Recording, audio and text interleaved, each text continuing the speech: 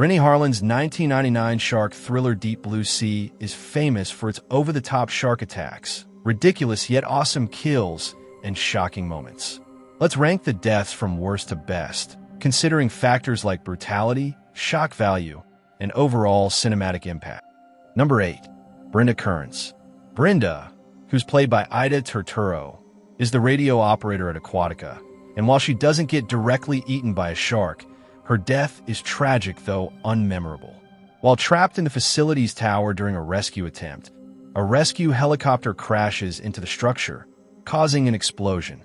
The ensuing explosion sends her plummeting into a ball of fire. Brenda's demise, which was overshadowed by the helicopter crash itself, comes off as an unfortunate byproduct of the chaos rather than a direct, memorable encounter with the engineered predators. With minimal screen time and character development, her fate feels more like a narrative footnote compared to the more theatrically gruesome deaths that follow. Number 7. The helicopter crew. The helicopter crew, which was tasked with evacuating injured personnel, becomes entangled in the mayhem when their lift line tangles, sending the chopper careening into Aquatica. The subsequent explosion is both dramatic and destructive, but the deaths are executed more as a large-scale accident than a personalized, brutal moment that lacked the suspense of the shark attacks. Additionally, the crew itself were all nameless characters, so their deaths didn't carry much emotional weight, lacking the individual stakes that make for a standout horror scene. These casualties are memorable more for the ensuing disaster than for their own moments of terror. While the explosion is epic, it still lacked the suspense of the shark attacks. The aftermath, however, was more impactful than the actual deaths. Number 6. Preacher's Bird, the saddest non-human death. Preacher, played by rapper LL Cool J, is one of the film's most likable characters. So much, in fact, the ending was completely restructured for Preacher to emerge as the hero. He's a snarky, wisecracking cook who spends most of the movie trying to survive the shark attacks while delivering hilarious one-liners. Despite the fact that he's not a scientist or a shark expert, he manages to outlive almost everyone, making him one of the film's biggest surprises. But Preacher isn't alone. He has a feathery companion, his pet parrot, affectionately called Bird, who provides comic relief throughout the first half of the movie. The bird has its own sass and personality, often talking back to Preacher and making sarcastic remarks that match his owner's energy. Their relationship is one of the few genuine bonds we see in the film, which makes Bird's death especially painful. As Preacher tries to escape his flooded kitchen, he gets separated from Bird, who flutters away in panic. Just when it looks like the little parrot has found a moment of safety, a shark suddenly lunges out of the water and swallows Bird whole. Preacher's devastation makes this drama even worse.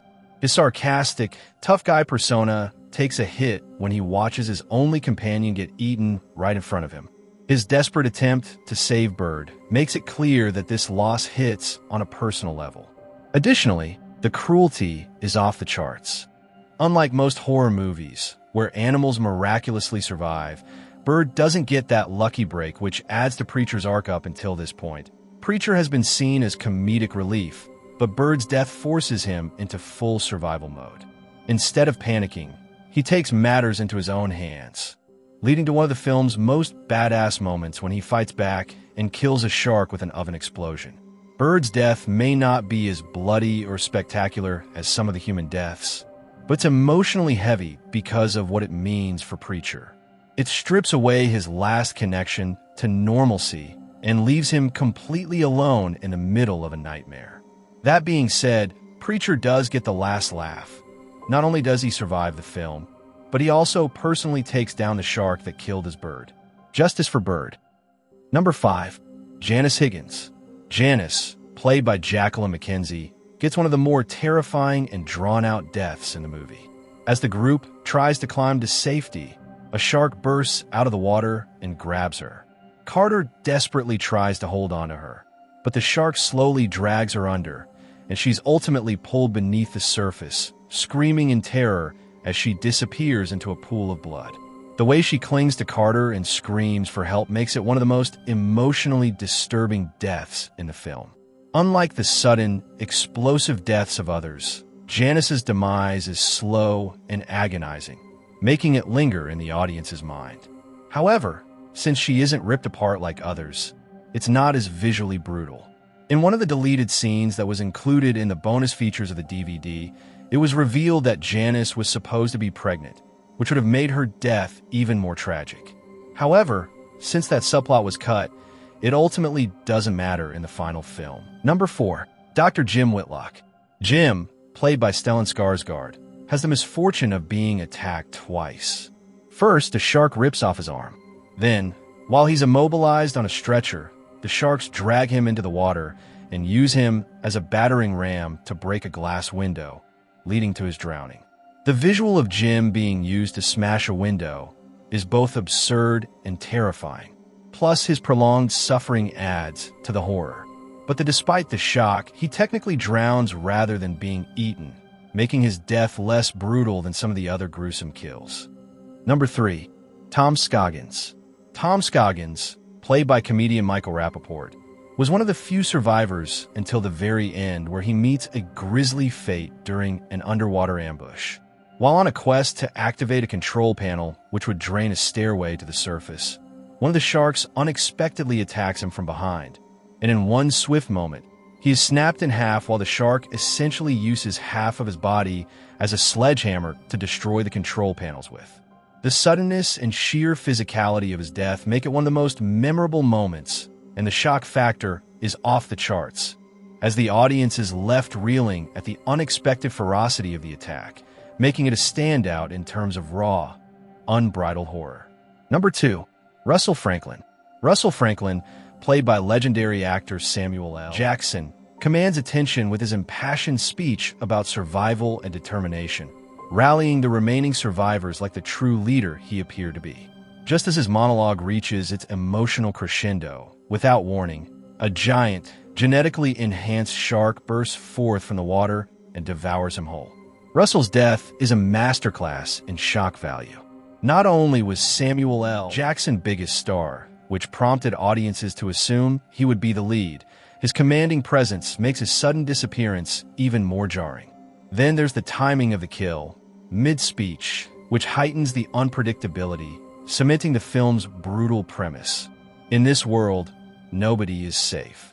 Overall, the visceral nature of the shark's attack leaves an indelible impression, blending dark humor with terror in a way that few other scenes manage. And finally, number 1. Dr. Susan McAllister. Dr. Susan McAllister, who's played by English actress Saffron Burrows, delivers the film's most emotionally charged and arguably controversial moment. In a final bid to save her colleagues, she deliberately wounds herself and plunges into the water, using her blood and sacrifice as bait to distract the relentless shark menace. This decisive act allows Carter and Preacher a fighting chance to end the threat once and for all. Although controversial, there's no denying her death is by far the top and most talked about death scene in the film. It created a stir of controversy among fans, myself included, who felt she should have survived. Susan was one of the film's main characters, and despite her morally questionable role in the experiment, she was actively trying to save everyone in the end. Her death felt abrupt, and some fans believed she deserved a shot at redemption in completing her character's arc rather than being treated as another victim. Many argued that Susan's resilience and intelligence could have been pivotal in a continued battle against the engineered sharks, potentially offering a glimmer of hope amidst the chaos. The original idea was to have Susan survive, leaving audiences with a more optimistic resolution that also suited the film's narrative. However, after a test screening, the filmmakers opted for her definitive sacrifice to underscore the ruthless, no-survivor nature of this engineered nightmare. This choice, while polarizing, ultimately deepened the impact of the film's message. When humanity meddles with nature at its most dangerous, even the strongest may fall. Susan's death isn't just shocking, it's symbolic. In closing, each death in Deep Blue Sea contributes to the film's high-stakes atmosphere and relentless tension. While Samuel L. Jackson's demise shocks with its unpredictability and Tom Scoggins' end epitomizes raw brutality, Dr. Susan McAllister's sacrifice stands out as the most layered and emotionally resonant moment. Her controversial exit, constantly debated by fans, reinforces the film's bleak message about the cost of playing God with nature. Whether you admired her selfless act or lamented the loss of her potential survival, everyone can agree her death undeniably remains the film's most unforgettable moment. Which one was your favorite?